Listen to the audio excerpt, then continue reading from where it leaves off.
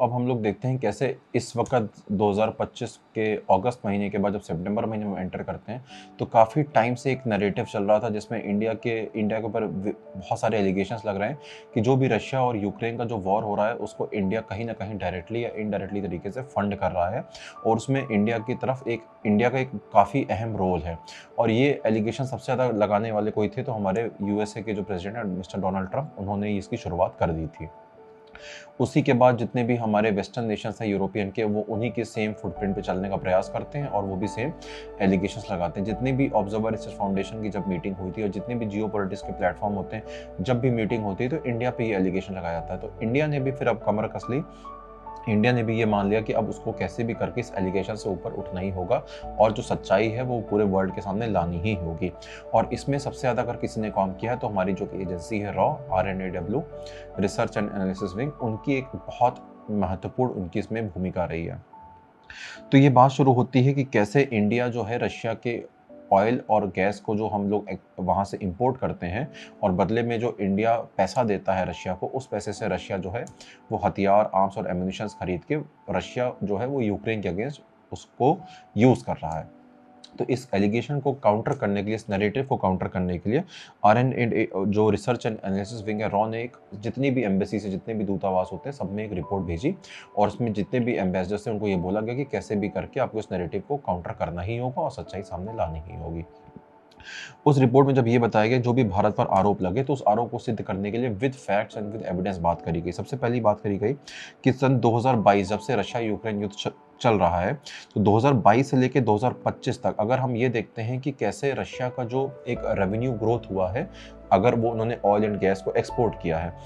तो हम ये देखते हैं कि रशिया ने जितना इंडिया को एक्सपोर्ट किया है ऑयल एंड गैस, उससे कहीं ज़्यादा रशिया ने यूरोप को एक्सपोर्ट किया है ऑयल एंड गैस। और ये बात साबित प्रमाणिक भी होती है सबूत से कि हमको ये देखने को मिलता है कि 23% जो रशिया की जो इस इकोनॉमी में जो इम्पैक्ट पड़ा है, जो ग्रोथ हुई है, 23% वो उस वजह से हुई है जिस वजह से उन्होंने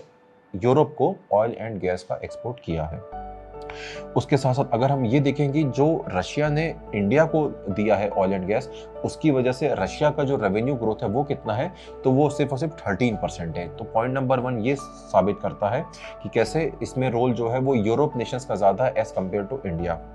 पॉइंट नंबर 2 हम लोग देखेंगे कि देखिए दोस्तों, जो भी कभी भी अगर आप शिपिंग कंपनीज या जो भी हम लोग इंपोर्ट एक्सपोर्ट होता है, वो 97% अप्रॉक्स हमेशा मैरीटाइम कॉरिडोर से होता है, जो भी हमारे पास मराइन सीज होते हैं। तो इसमें सबसे ज़्यादा ऑयल टैंकर होते हैं और जो गैस टैंकर होते हैं उनका इस्तेमाल किया जाता है। तो दोस्तों, ये जो ऑयल टैंकर और गैस टैंकर होते हैं, इनको जो कंट्रोल करते हैं उनको हम लोग माफिया कहते हैं। और ये वास्तविकता में भी ये है कि ये लोग माफिया से कम नहीं होते हैं। जो भी ऑयल और जो भी गैस, जो भी इंपोर्ट और एक्सपोर्ट हो रही है, उसमें सबसे ज़्यादा अगर किसी का पार्टिसिपेट, सबसे ज़्यादा किसी की हिस्सेदारी है, तो वो G7 देशों की है। ये G7 देश जो वेस्टर्न नेशंस होते हैं, जिनको हम लोग बहरूपिया भी कह सकते हैं, ये लोग क्या करते हैं, ये जितनी भी लॉजिस्टिकल सपोर्ट होता है, जितना भी टैंकर होता है, ये खुद ही देते हैं। ये खुद ही देते हैं कि आप इस टैंकरों को यूज़ करके जितना भी इसका रेंट आएगा, आप हमको उसकी रेंटल इनकम दीजिए। उसके बाद ये लोग इंश्योरेंस प्रोवाइड करते हैं, बीमा, कि अगर कोई घटना हो जाती है या कोई ऑयल स्पिल हो जाता है, तो उसके तहत जो इंश्योरेंस होता है, उस इंश्योरेंस पे भी इनका एक बहुत ही महत्वपूर्ण रोल रहता है। और यही बात इंडिया ने काउंटर करी है कि अगर हम लोग सिर्फ और सिर्फ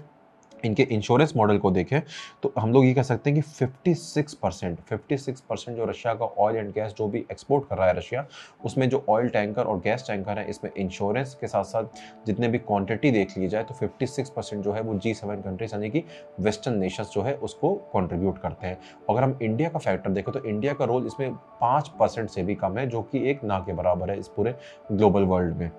अगर हम पॉइंट नंबर 3 पे देखें कि सिर्फ और सिर्फ एलिगेशंस लगाए जाते हैं कि इंडिया जो ऑयल और गैस परचेज कर रहा है, जो कि एक रीज़न है कि वॉर फंड हो रहा है, ऐसा नहीं है। ये जो वेस्टर्न नेशंस है, ये जो यूरोपियन नेशंस हैं, ये रशिया के साथ साथ सिर्फ और सिर्फ ऑयल और गैस नहीं ले सकते, ये आयरन भी लेते हैं, स्टील भी लेते हैं, कोल भी लेते हैं। इनफैक्ट आप मानोगे नहीं, ये लोग फर्टिलाइजर तक भी रशिया से खरीदते हैं और उनको साथ ही साथ उसकी पेमेंट भी देते हैं। और जिस कंटेनर से इंपोर्ट और एक्सपोर्ट चल रहा है, उसमें भी वो लोग पार्टिसिपेट करते हैं। जो उसका इंश्योरेंस है, उसमें भी उनकी हिस्सेदारी है। तो ये जो दोहरा मापदंड है, जो एक काउंटर नैरेटिव ये लोग जो चलाते हैं इंडिया के अगेंस्ट, ये कहीं ना कहीं इसी पॉइंट से खत्म होता हुआ हम लोग को दिखता हुआ है। पॉइंट नंबर हम लोग 3 देखें कि ये जो रशिया और यूक्रेन का जो वॉर है, जिसको हम लोग कहते हैं ब्लड बाथ, इसकी शुरुआत होती है, हमेशा रशिया पे एलिगेशन लगाया जाता है कि रशिया जो है वो ऑयल और गैस जो है अपना एक्सपोर्ट कर रहा है। तो इसी को काउंटर करने के लिए मिस्टर डोनाल्ड ट्रंप ने साफ-साफ एक यूएस लेड मीटिंग में ये डिसाइड हुआ कि रशिया को हमें कंट्रोल करना पड़ेगा, और कंट्रोल करने के लिए क्या कर सकते थे, इन लोगों ने एक अक्रॉस द मीटिंग ये डिसाइड किया कि रशिया कोई भी अगर अपना तेल एक्सपोर्ट करता है तो वो ऐसे रेट पे एक्सपोर्ट करेगा दूसरे देश को जो कि मार्केट रेट से कम होना चाहिए, और अगर कोई अपना सामान मार्केट रेट से कम कर रहा है दोस्तों, तो वास्तविकता में लोग उनसे खरीदेंगे। अब यहाँ पे एक पॉइंट ये है कि अगर मान लीजिए इंटरनेशनल मार्केट में अगर तेल का जो प्राइस है, अगर मान लीजिए वो $84 प्रति बैरल जाता है और रशिया को फोर्सफुली अगर $60 प्रति बैरल एक्सपोर्ट करना होगा, तो उसमें कहीं ना कहीं रशिया का लॉस होगा, और रशिया का जो लॉस होगा और उससे इनकम किसकी होगी, बाकी देशों की होगी, जैसे हमारे इंडिया ही हुआ या वेस्टर्न नेशंस हुआ। और हुआ भी हूबहू ऐसा, जब ये प्राइस कैप लगा दिया गया कि कुछ भी करके रशिया को $60 प्रति बैरल से ज़्यादा का एक्सपोर्ट करने का हम मौका नहीं दे सकते, तो रशिया ने किया भी क्या, रशिया सारे टर्म्स एंड एग्रीमेंट्स में मान गया, और इंडिया लीगली तरीके से भी सारे टर्म्स एंड कंडीशंस को माना, और इंडिया ने कहा ठीक है हम $60 प्रति बैरल पे ही रशिया से ऑयल खरीदेंगे, और इंडिया ने खरीदा। लेकिन इंडिया ने यहाँ पर एक बहुत ही स्मार्ट मूव खेला। इंडिया ने यूएस के जो टैरिफ मेजर्स थे उसको काउंटर करने के साथ साथ अपना एक जो मास्टर प्लान था उसको भी उसने प्ले किया। इंडिया ने बहुत स्मार्टली तरीके से जब रशिया से तेल लिया तो उसको हमारे यहाँ रिफाइनरी में रिफाइन किया, और रिफाइन करने के बाद सेम तेल जो कि $60 प्रति बैरल पे लिया, उसको जाकर 75, 80, अराउंड $84 प्रति बैरल तक भी मार्केट में उन्हीं वेस्टर्न नेशंस को जाके बेचा। तो जब ये सब हो रहा था तो बहुत ही लॉजिकल बात है कि सारे देश ये ऑब्जर्व कर रहे थे, और काफी टाइम से ये हो भी रहा था।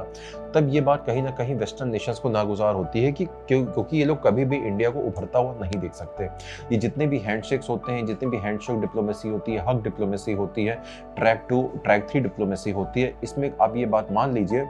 कि कोई भी वेस्टर्न देश कभी ये नहीं चाहेगा कि इंडिया उनके बराबरी के संग उनके टेबल पे बैठे और इकोनॉमी में उनसे ज़्यादा एक एक्टिवली पार्टिसिपेट करे, सप्लाई चेन एग्रीमेंट में अपना रोल प्ले करे, और कहीं ना कहीं उन वेस्टर्न नेशन से आगे बढ़ जाए। यही बात जो है वो यूएस और यूएस लेड जितना भी एक मॉडल है यूरोपियन नेशंस का, उनको नागुजार थी, और इसीलिए उन्होंने साफ साफ इंडिया को काउंटर करना शुरू कर दिया। जितने भी हमारे पास प्यूनिटिव मेजर्स होते हैं, जितने भी टैरिफ्स होते हैं, जितने भी वर्ल्ड लेवल पे मीटिंग्स होती हैं, हर जगह ये मुद्दा उठाना शुरू कर दिया, और इंडिया को कुछ नहीं मिलता था तो इंडिया को अपना नैरेटिव रखने के लिए भी एक स्पेस मिलना चाहिए था। वो स्पेस भी बहुत श्रिंक होता हुआ चला गया।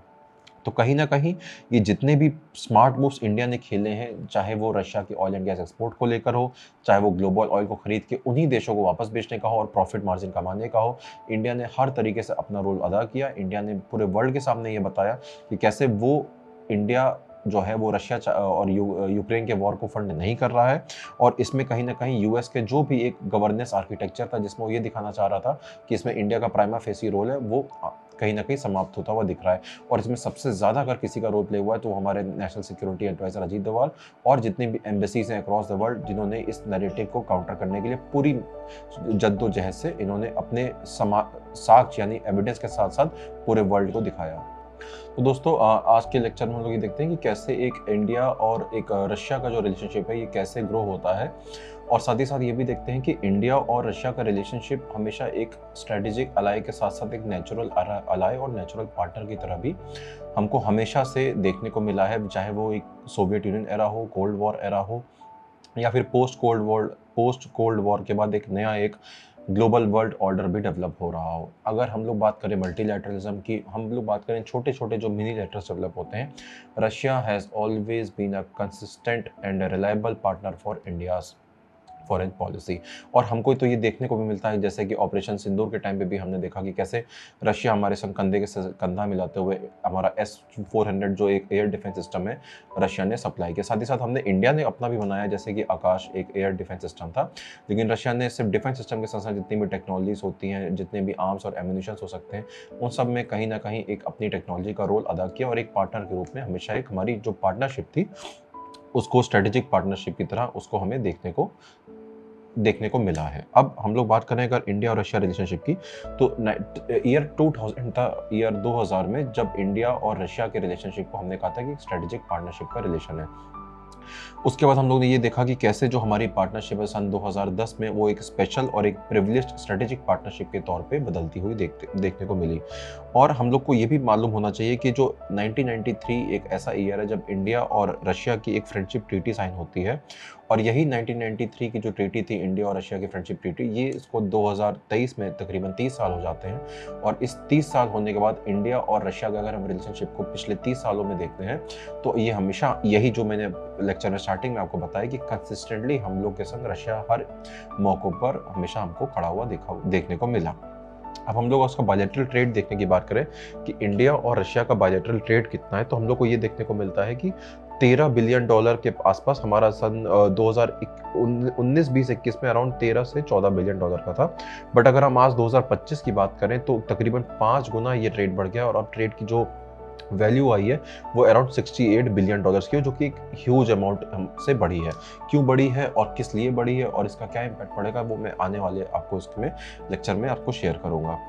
उसके साथ हम लोग ये भी देख सकते हैं कि इंडिया और रशिया ने हमारे यहाँ कोऑपरेशन जो एक दूसरे की मदद होती है वो किन किन सेक्टर्स में किया। तो अक्रॉस ऑल द स्पेक्ट्रम, जैसे agricultural, manufacturing, services, electronics, trade and commerce, pharmaceuticals, semiconductors, artificial intelligence, cyber security, leathers, textiles, across all spectrum जो हम सोच सकते हैं उसमें इंडिया और रशिया के रिलेशनशिप को एक फर्दर बूस्ट अप हुआ है। अगर हम बात करें एनर्जी सेक्टर की और स्पेसिफिकली न्यूक्लियर एनर्जी की, तो हम सबको पता है कि हमारे जो कडानकुलम न्यूक्लियर पावर प्लांट जो कि तमिलनाडु में मौजूद है, उसमें इंडिया और रशिया का क्या एक महत्वपूर्ण इम्पैक्ट रहा है। उसके साथ साथ हम ये भी देख सकते हैं कि कैसे जो हमारा बांग्लादेश में एक हमारा पावर प्लांट है, रूपुर पावर प्लांट, वहाँ पे कैसे रशिया जो है उस अपनी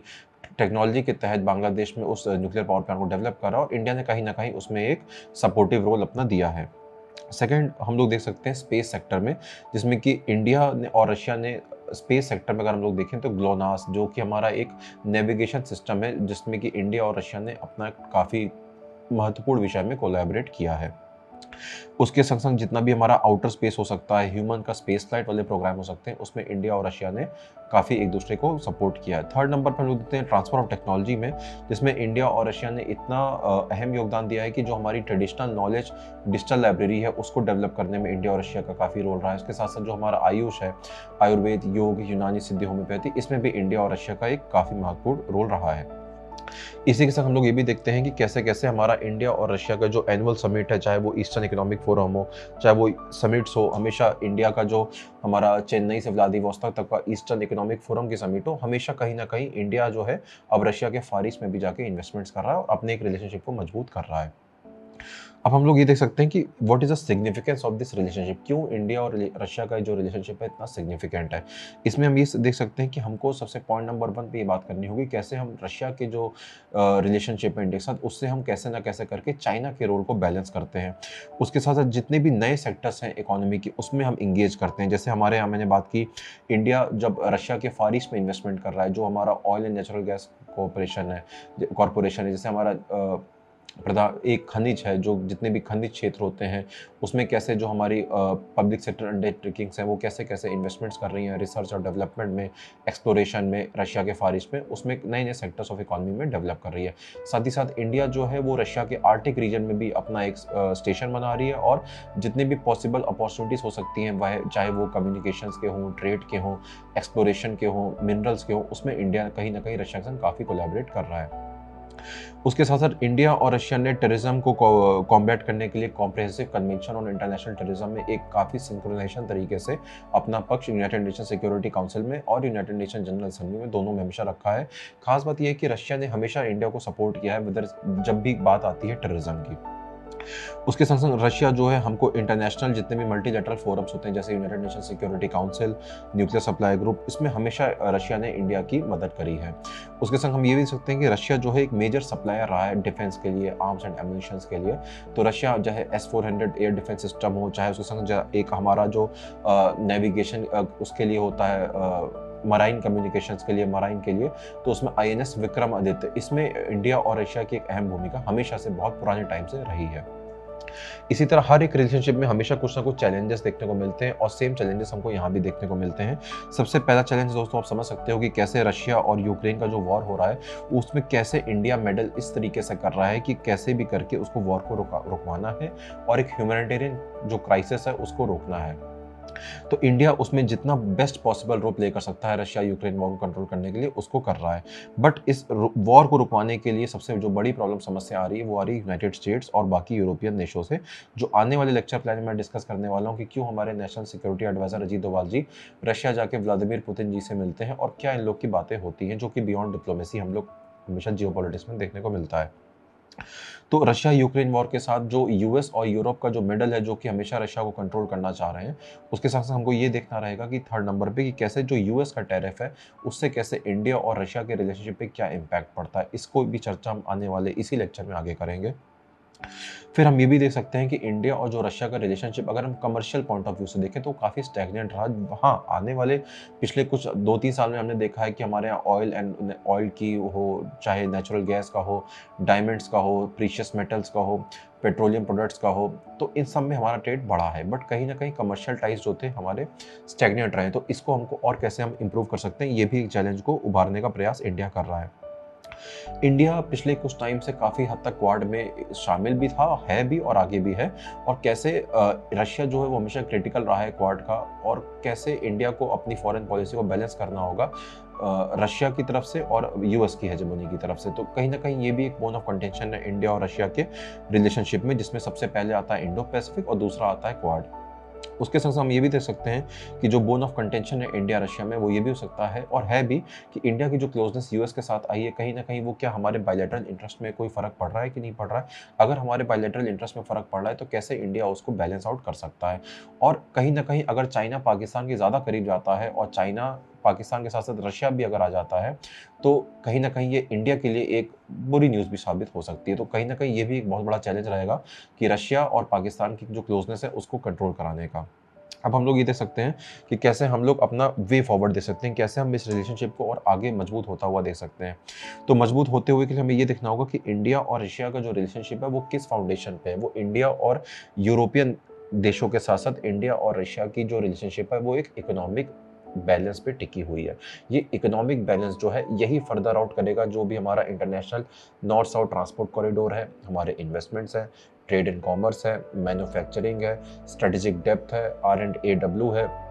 और जितनी भी हमारी एजेंसीज हैं वो जो भी हमारे यहाँ काम कर रही हैं, कैसे इंडिया और रशिया अपने एक ऐसे रिलेशनशिप को मजबूत करते हैं, ये हमें आगे देखने को मिलना चाहिए। दूसरा, हमारा जो मेक इन इंडिया पार्टनरशिप है, जो मेक इन इंडिया हमारा प्रोजेक्ट है, कैसे हम उसको इंडिजिनाइज कर सकते हैं, कैसे हम रशिया से टेक्नोलॉजी ले सकते हैं और कैसे हम रशिया की टेक्नोलॉजी के साथ साथ उनके इन्वेस्टमेंट के साथ साथ इंडिया की जो डिफेंस इंडस्ट्री है उसको कैसे हम इंडिजिनियस करके और ग्लोबल लेवल पर ले जा सकते हैं। उसके साथ साथ जितना भी लॉजिस्टिक सपोर्ट का एग्रीमेंट है उसमें हम लोग जॉइंट पार्टनरशिप होते हुए भी इंडिया और रशिया की देख भी रहे हैं, और ये होना भी चाहिए क्योंकि कोई भी दो देश होते हैं वो हमेशा ये चाहेंगे कि उनकी जो जॉइंट लायबिलिटी हो वो ऐसी हो कि उनको अपना लॉजिस्टिक कॉस्ट हो वो उसको कम करना होगा। उसके साथ साथ जितना भी रूल्स बेस्ड इंटरनेशनल ऑर्डर है उसको मजबूत करने के लिए इंडिया और रशिया बहुत ही कंधे से कंधा मिला के हर एक प्लेटफॉर्म पे नजर आता हुआ हमको देखने को मिलता है, चाहे वो Brazil, Russia, India, China, South Africa, BRICS हो या फिर शंघाई कोऑपरेशन ऑर्गेनाइजेशन हो। दोनों की समिट में हम आगे देखेंगे कि कैसे एक रूल्स बेस्ड इंटरनेशनल ऑर्डर से इंडिया और रशिया का जो रिलेशनशिप है वो कैसे और मजबूत हुआ।